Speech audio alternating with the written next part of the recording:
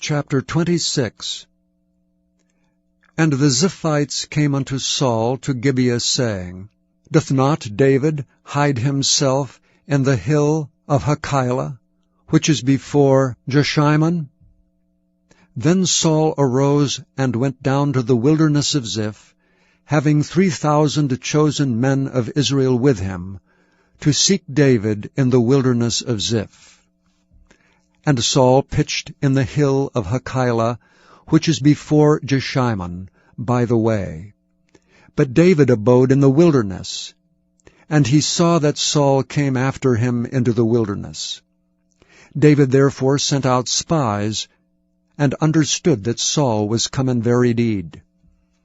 And David arose and came to the place where Saul had pitched, and David beheld the place where Saul lay, and Abner the son of Ner, the captain of his host. And Saul lay in the trench, and the people pitched round about him. Then answered David and said to Ahimelech the Hittite, and to Abishai the son of Zeruiah, brother to Joab, saying, Who will go down with me to Saul to the camp? And Abishai said, I will go down with thee.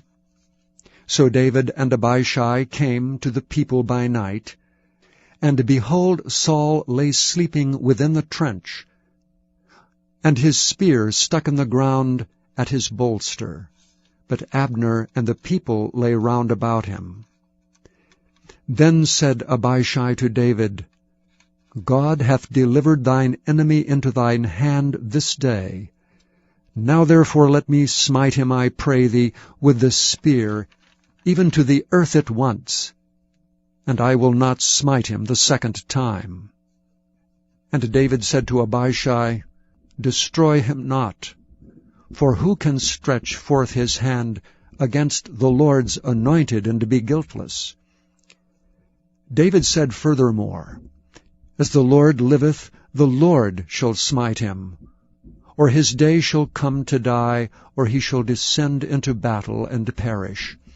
The Lord forbid that I should stretch forth mine hand against the Lord's anointed. But I pray thee, take thou now the spear that is at his bolster, and the cruse of water, and let us go. So David took the spear and the cruse of water from Saul's bolster, and they gat them away, and no man saw it, nor knew it, neither awakened, for they were all asleep, because a deep sleep from the Lord was fallen upon them.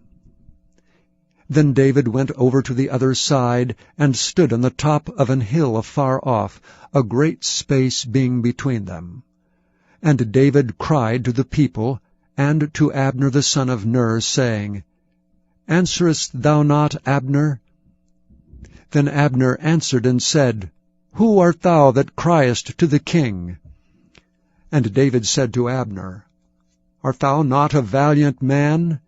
And who is like thee in Israel? Wherefore then hast thou not kept thy lord the king? For there came out one of the people in to destroy the king thy lord. This thing is not good that thou hast done. As the Lord liveth, ye are worthy to die, because ye have not kept your master the Lord's anointed. And now see where the king's spear is, and the cruse of water that was at his bolster. And Saul knew David's voice, and said, Is this thy voice, my son David? And David said, It is my voice, my lord, O king. And he said, Wherefore doth my lord thus pursue after his servant? For what have I done, or what evil is in mine hand? Now therefore I pray thee, let my lord the king hear the words of his servant. If the Lord have stirred thee up against me, let him accept an offering.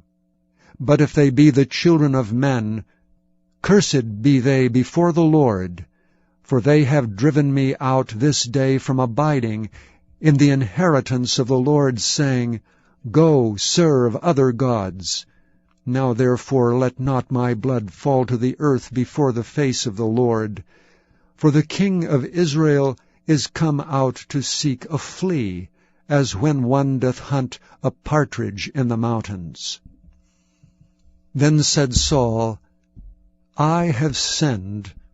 Return, my son David, for I will no more do thee harm, because my soul was precious in thine eyes this day. Behold, I have played the fool, and have erred exceedingly. And David answered and said, Behold the king's spear, and let one of the young men come over and fetch it. The Lord render to every man his righteousness and his faithfulness. For the Lord delivered thee into my hand today, but I would not stretch forth mine hand against the Lord's anointed. And behold, as thy life was much set by this day in mine eyes, so let my life be much set by in the eyes of the Lord, and let him deliver me out of all tribulation. Then Saul said to David, Blessed be thou, my son David. Thou shalt both do great things, and also shalt still prevail. So David went on his way, and Saul returned to his place.